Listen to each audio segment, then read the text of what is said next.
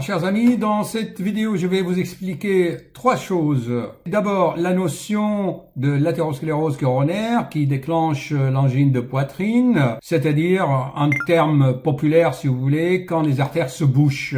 Alors, comme vous voyez ici, c'est l'athérosclérose, c'est dû à plusieurs facteurs. On ne va pas rentrer dans l'explication sur les mécanismes des vieillissements des artères. On fera bien d'autres vidéos. On en a toute la vie, n'est-ce pas, pour cela?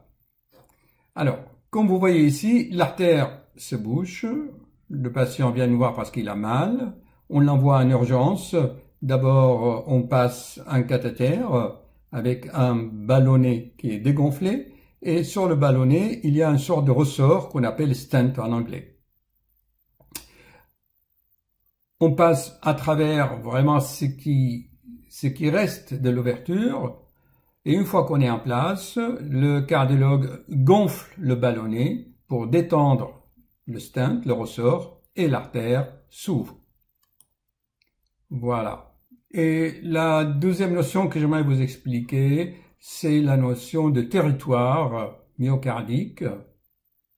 Comme vous voyez ici, que chaque artère irrigue une partie du myocarde, une partie du cœur.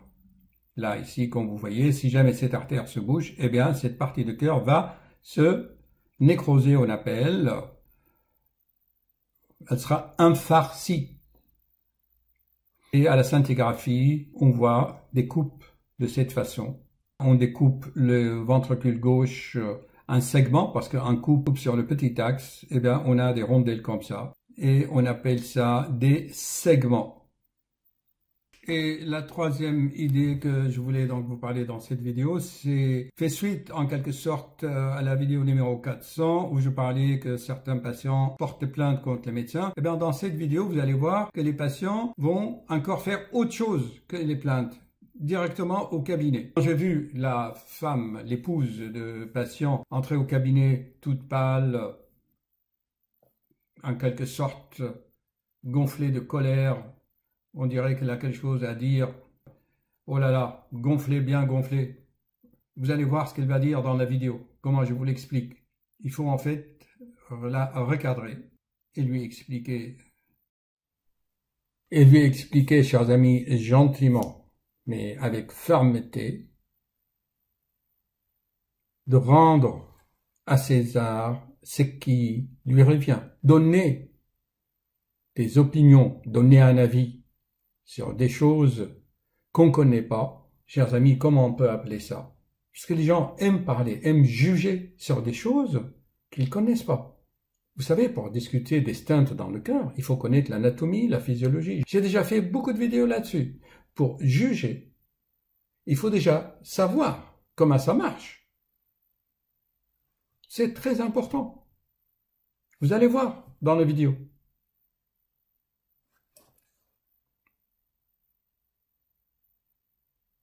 Le pire, c'est souvent, par peur, les gens vont donner des opinions, des jugements, alors qu'ils n'en savent rien du tout. Ça, c'est le pire des pires, c'est donner des jugements. On présume, on imagine, c'est comme ça. C'est grave, chers amis. Je ne sais pas comment on appelle ça. Peut-être la présomption. L'être humain est présomptueux pour cacher quelque chose. Ou il va poser des questions, ou il va dire des choses pour montrer qu'il est intelligent, qu'il comprend des choses. Certes, sous l'effet de l'angoisse, de stress, c'est peut-être sa façon de dire merci après tout. Parce que l'être humain ne sait dire que deux choses. S'il vous plaît et merci. Mais parfois, il le dit de différentes façons. Allez, je vous laisse de regarder. Arrêtons de philosopher.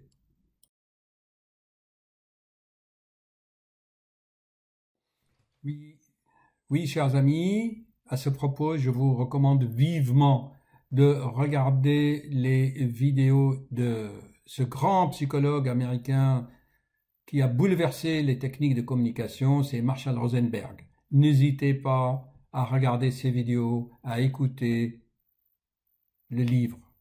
Ok, vous comprendrez beaucoup de choses à propos de cette vidéo.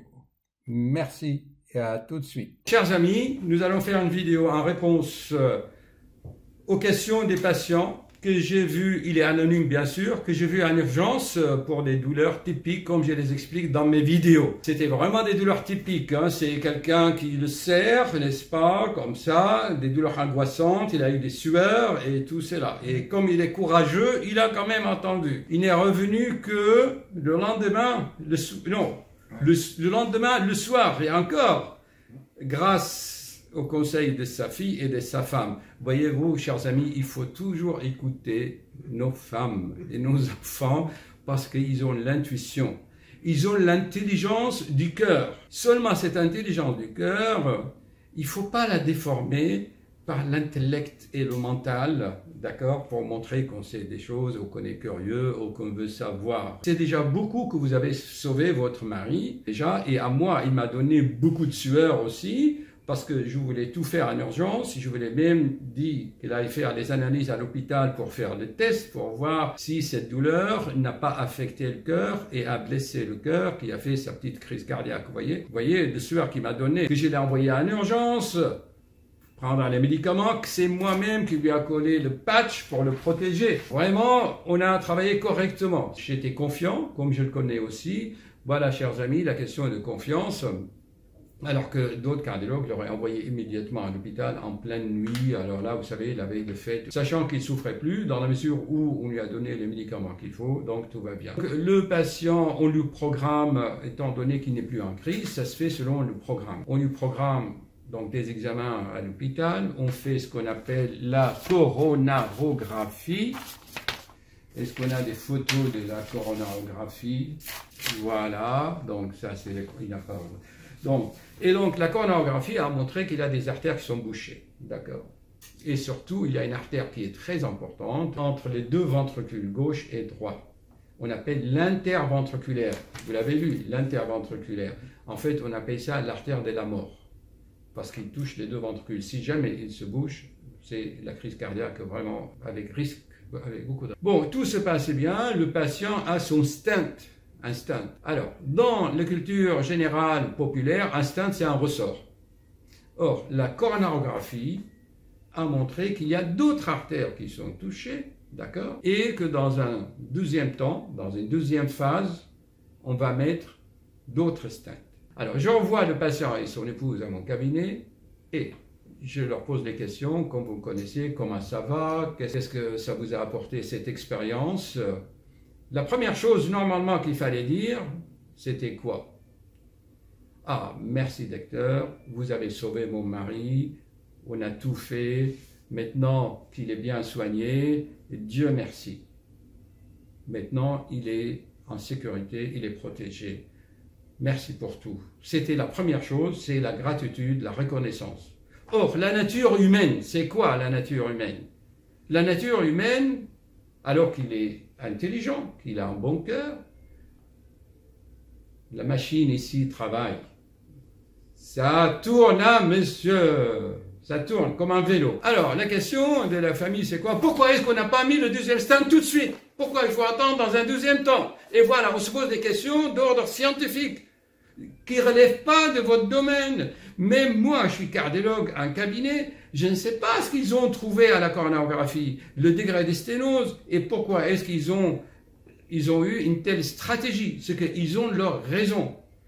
Donc, dans la mesure où ces médecins ont sauvé la vie de votre mari, qu'il est bien maintenant, qu'il n'a pas d'hématome, qu'il n'a pas eu de complications de la coronarographie, normalement, 5% des cas, suite à la coronarographie, moi j'ai vu des gens qui sortaient paralysés, hémiplégiques, ou qui pètent une artère. On vous a dit que la coronarographie avait des risques, non? Ah bah oui. 1 à 2%. Or, le voilà, il est souriant, il a passé, c'est ça qu'il faut. Être la joie, la reconnaissance, il est bien maintenant. Or, on va se torturer l'esprit. Ça, on devient malade, on se torture l'esprit. Non, mais madame, en fait, c'est les femmes, nos femmes peuvent nous sauver, mais méfiez-vous aussi. Certaines femmes peuvent rendre cardiaque. Hein. Non, c'est pas... Ça va de ce côté-là. Non, Oui. Donc, en fait, ce qu'elle aurait dû dire, madame, excusez-moi, hein, c'est pour donner aussi des leçons à tout le monde. Docteur, merci, maintenant qu'elle a eu son stent, je vais bien m'occuper de lui, je vais tout faire pour qu'il arrête de fumer, je vais lui faire de la bonne cuisine, je vais le dorloter, je vais exiger qu'il travaille moins. Voilà ce qu'il faut.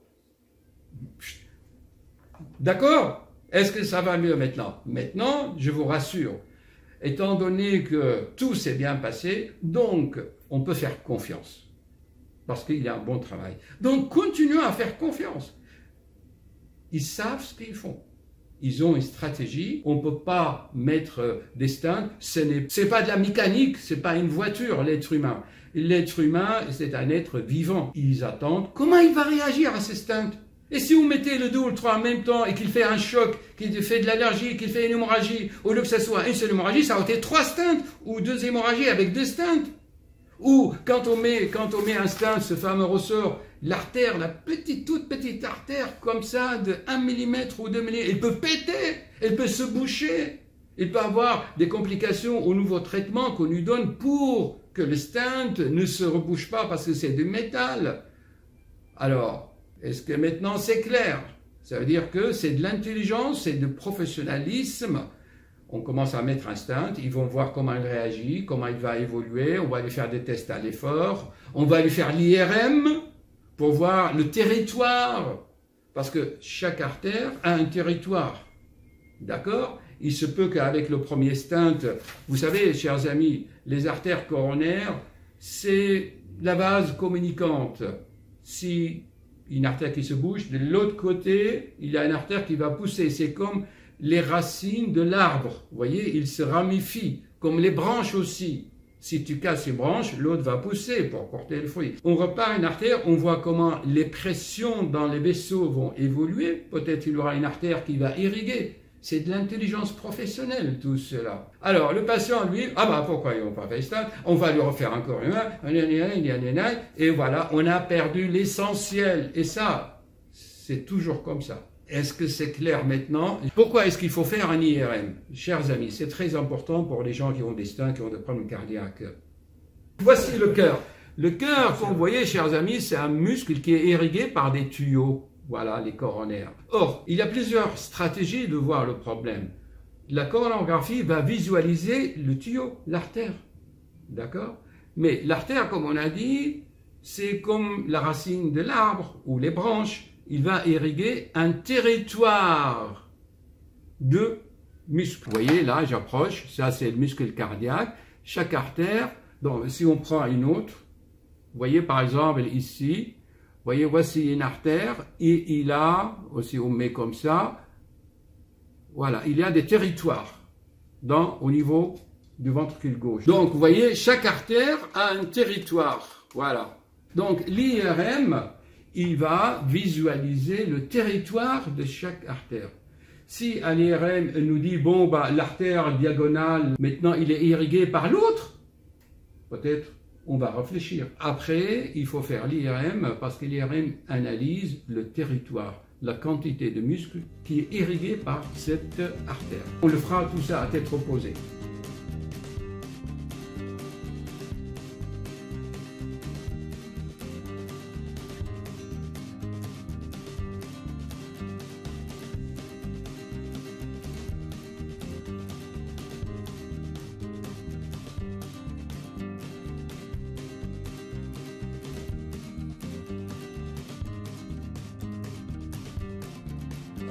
De passer au travers de la lésion avec un petit fil pour aller déboucher l'artère.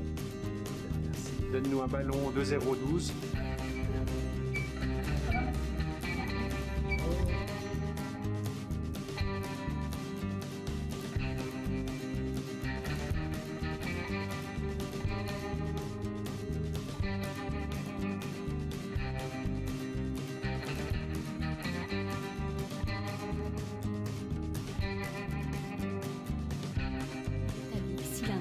Les stents sont mis en place à l'intérieur des artères malades. Il existe 2 types de stents, les stents nus et les stents enduits de médicaments appelés stents actifs. On dit aussi stent à élution. Ces médicaments ont pour but d'éviter que l'artère ne se rétrécisse à nouveau.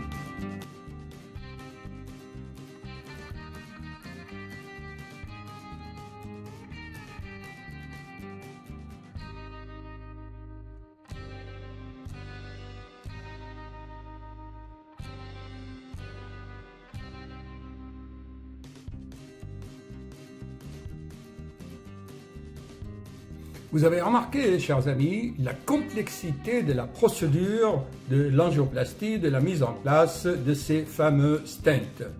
L'ignorance de l'épouse de notre cher client fait que vous n'avez qu'à mettre 2 stents, et pourquoi pas 3? En fait, chers amis, souvent, on a tendance à instruire l'autre par de la connaissances que nous-mêmes, on n'a pas pu mettre en pratique. De temps en temps, des patients qui veulent m'instruire. Docteur, vous savez, l'homocystéine, ça joue un rôle, très grand rôle dans l'athérosclérose, ça bouche les artères. Ou l'autre, maintenant c'est très à la mode. Docteur, le curcuma, je dois prendre pendant 6 mois. Ils viennent tous avec des brûlures dans l'estomac, des... Docteur, ça me brûle, tous les tubes digestifs. Toute chose, chers amis, je l'ai expliqué dans ma vidéo, tous ces produits naturels sont bénéfiques, mais avec méthode et intelligence. Je me suis posé la question, pourquoi nous agissons ainsi? C'est toujours la même chose. C'est l'hypertrophie de notre intellect, notre cerveau. On a une telle connaissance que nous-mêmes, on ne peut pas mettre en pratique, on ne peut pas intégrer, on ne peut pas digérer. Alors on se prend la tête et on peut et on veut en quelque sorte filer cette connaissance, cette information à l'autre. Comme si cette connaissance, elle est trop lourde pour moi. Ou je ne sais pas par quel d'autres mécanismes, il en a tellement. Vous me direz dans vos commentaires ce que vous en pensez. Moi-même, ça m'est arrivé il y a 20 ans. Je me suis trouvé dans un avion, j'allais à un congrès. Je me suis trouvé à côté d'Hubert Reeves. Vous connaissez le grand astrophysicien canadien. Il était à côté de moi. J'ai eu beaucoup de respect pour lui et tout. Et à l'époque, moi, je découvrais d'autres phénomènes cosmiques que j'essayais de relier à la médecine. Alors, j'ai pris le livre et je lui dis, regardez, professeur Reeves. Vous voyez, moi-même, je fais ça. Je voulais l'instruire, alors qu'il est 1000 fois plus fort que moi dans ce domaine. C'est souvent comme ça. On appelle ça, je crois, il y a un livre qui parle de tout cela. Ça s'appelle le syndrome de Peter. Je vais vous donner la référence. Ou les ordonnances de Peter. Ou le syndrome de dernier poste. C'est très intéressant. Voilà. Si vous avez d'autres analyses, vous me direz. Ok, merci et bonne soirée. J'ai été heureux de partager ma soirée avec vous, avec ces causeries amicales. Et je pense que nous devons tout de même respecter les 3 lois de la vie ou de la nature que j'explique dans mes vidéos. Ok? À bientôt.